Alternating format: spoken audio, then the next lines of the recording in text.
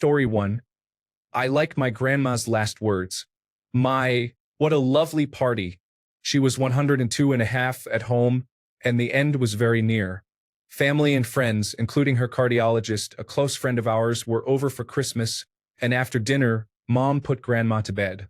Then everyone gathered in Grandma's room with bottles of wine and champagne, played big band music, sang, chatted, and passed Grandma wine and bubbly. Eventually, everyone retired, and as Mom tucked her in, Grandma said, what a lovely party. She never woke up. It was a good passing. Story 2. There is an apocryphal story about the last words of jazz drummer Buddy Rich. As he was being prepared for surgery, the nurse asked him if there was anything he was allergic to. He replied, "Yeah, country music." He never recovered from the surgery and died a couple of weeks later. Story 3. The almost final words of writer Roald Dahl were, "I'm not frightened.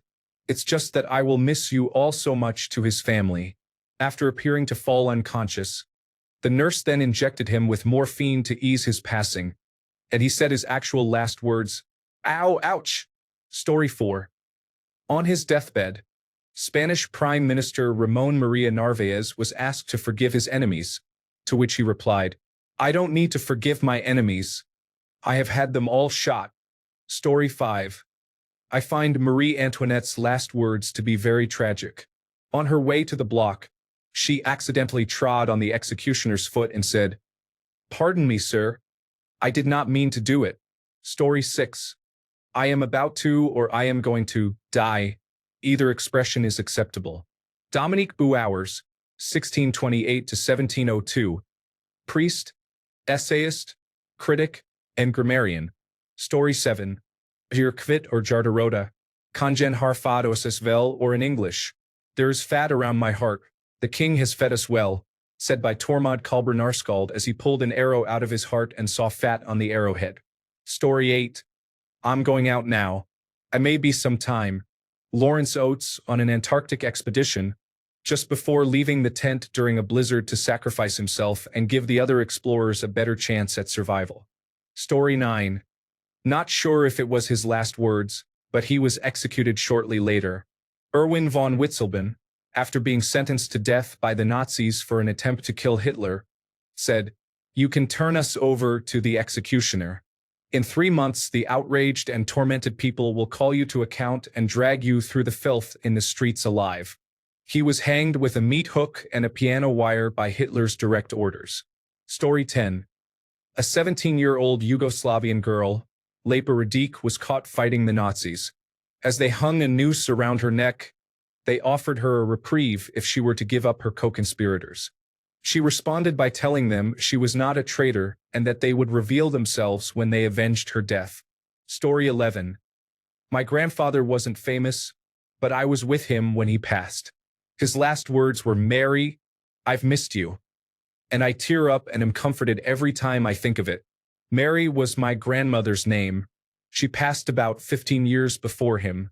Story 12. When asked for any last words, he responded, "Yes.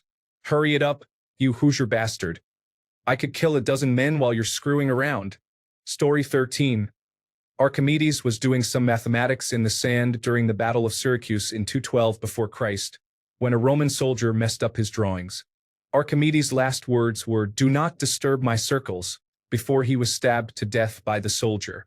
Story 14. Not really last words, but last words to someone. And definitely a funny story in my opinion. So there used to be this supergroup called Cream, consisting of Jack Bruce, Ginger Baker, and Eric Clapton. Bruce and Baker famously hated each other with a burning passion. When Bruce was a few hours from death in 2014, he phoned close friends to say goodbye. When he called his ex-Cream bandmate Baker, he told him, "I'm dying, Ginger. Forget you," and proceeded to slam down the phone. Baker tried to call back several times, but obviously Bruce wouldn't pick up. Bruce always felt Baker just had to have the last word in any conversation, so by doing this, he knew Baker would resent him even more because he could never get back at Bruce. Story 15. How can we expect righteousness to prevail when there is hardly anyone willing to give himself up individually to a righteous cause? Such a fine, sunny day, and I have to go. But what does my death matter if through us thousands of people are awakened and stirred to action? Sophie Scholl. Sophie Scholl was an anti-Nazi political activist who was executed for treason at the age of 21. I highly recommend looking into her story. Story 16. As Voltaire was on his deathbed, a priest performed the last rites and asked him if he rejects Satan and all his deeds. Voltaire said, "My good man, now is not the time for making new enemies." Story 17. Oscar-winning actor George Sanders committed suicide at the age of 65. His suicide note read, "Dear world, I am leaving because I am bored. I feel I have lived long enough.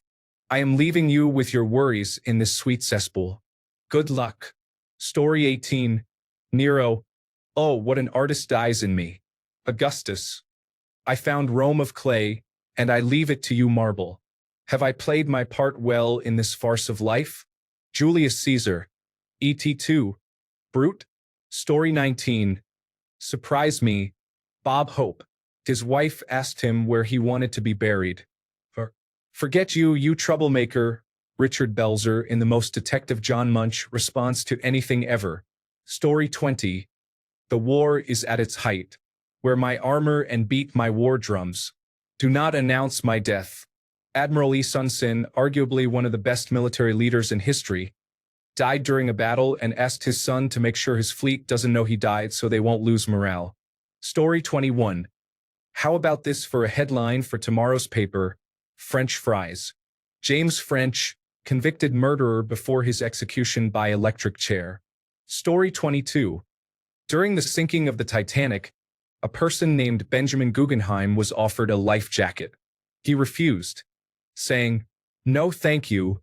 We are dressed in our best and are prepared to go down like gentlemen, but we would like a brandy." He did not survive the sinking. Story 23. Willem Avondeusch. Tell people that homosexuals are not cowards. He was a Dutch anti-Nazi resistance fighter. Badass. Story 24. A friend of mine was dying of cancer. It was near the end, and he knew what was happening.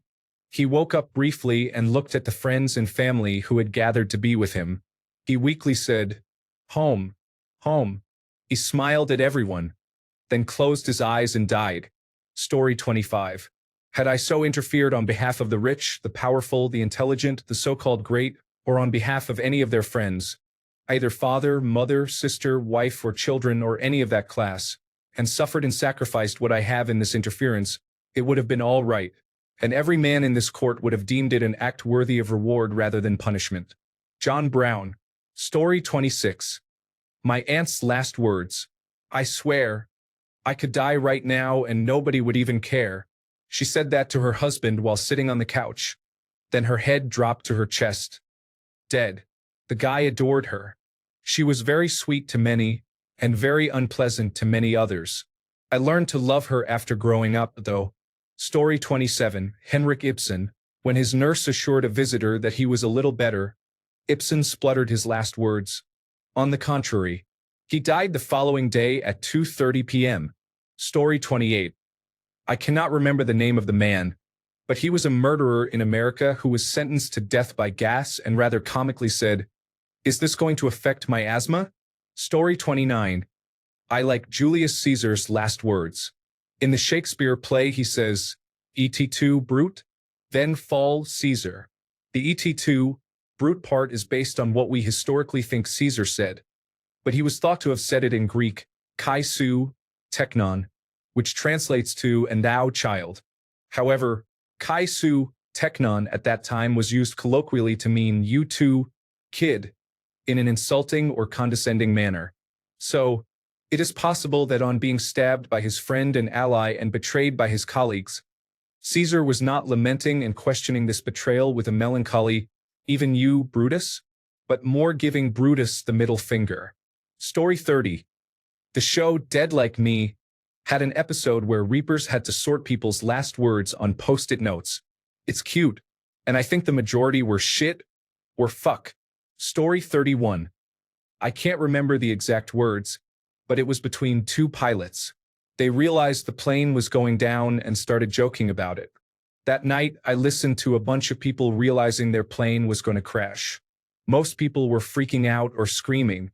These two guys were like, "Forget it. This is what's happening and it's fine." It also kind of reminds me of when a news crew was going around and interviewing people after a man had been arrested for selling human meat in meat pies. Everyone else was upset, but those two guys weren't. In both cases, they were like, forget it. Life happens, and we might as well go along with it. They chose not to get upset in a situation they had no control over and went with it. I wish I could be like that. Story 32. French fries. James French. Damn it. Don't you dare ask God to help me. Joan Crawford. Why do you weep? Did you think I was immortal? Louis XIV. And Bullen's whole speech. Good Christian people, I am come hither to die, for according to the law, and by the law I am judged to die, and therefore I will speak nothing against it. I am come hither to accuse no man, nor to speak anything of that, whereof I am accused and condemned to die, but I pray God save the king and send him long to reign over you.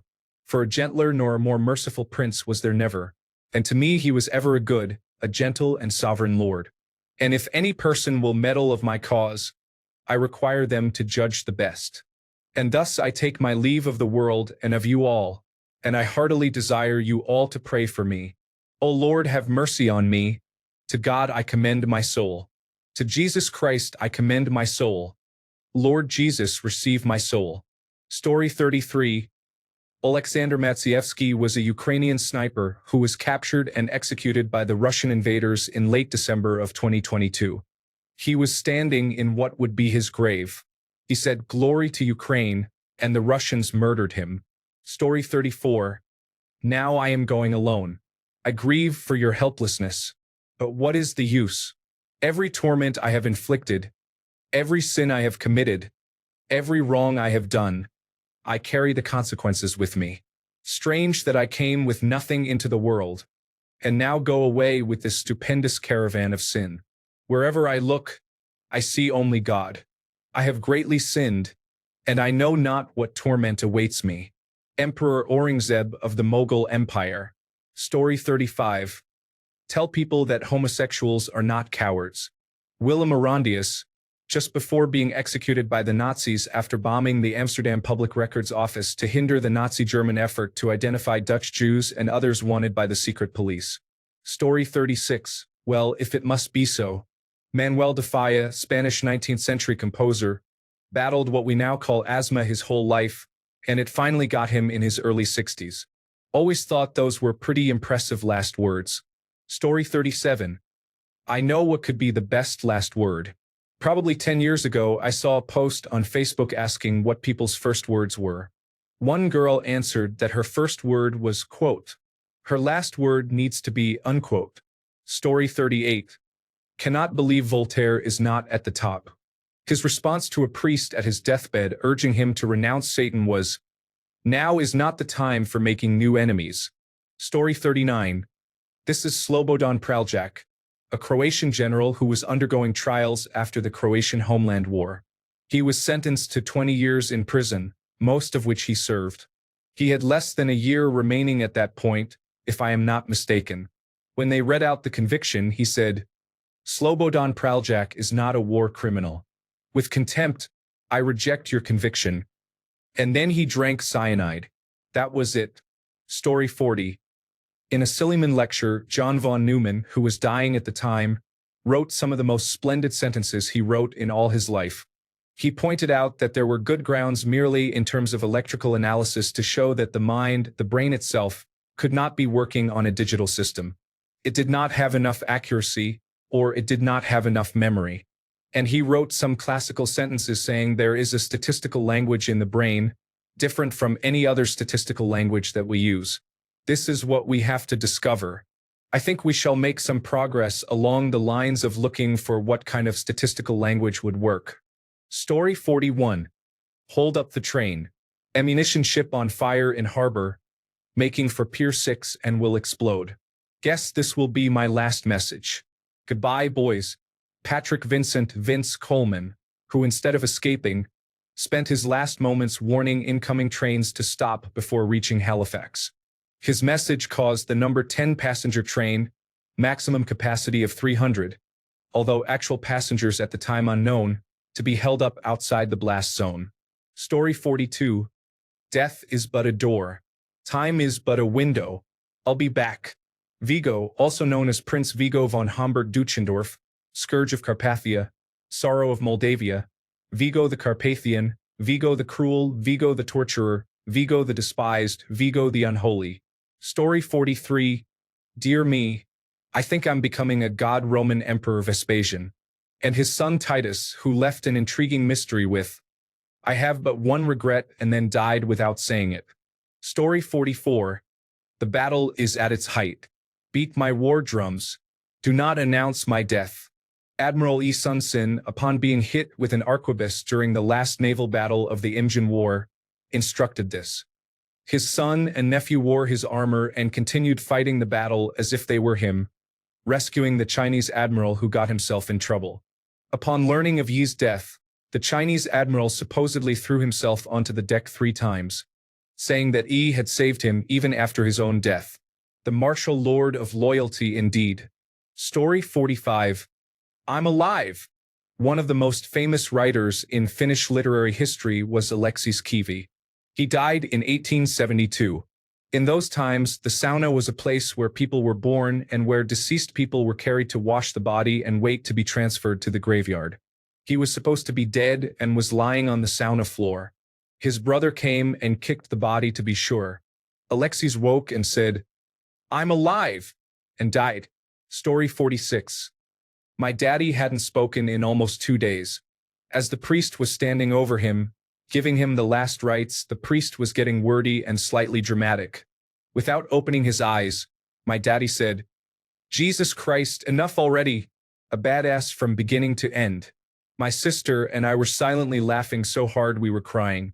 Everyone thought we were grief-stricken, but nope. Just dying listening to our daddy be our dad. Up to the very end. A badass who was our best friend but couldn't stand the dramatics. Story 47. Either I will be decorated, or I will be court-martialed. Fire. Berger Christian Eriksen, as he gave orders to fire at the German heavy cruiser Blücher. Not his last words by a long shot, but he changed history. 1,600-meter range, nighttime, optical sights and guns from 1890, and the first shot destroyed the command central on the Blücher. This gave the king and government time to evacuate. They even managed to bring the gold reserves to safety.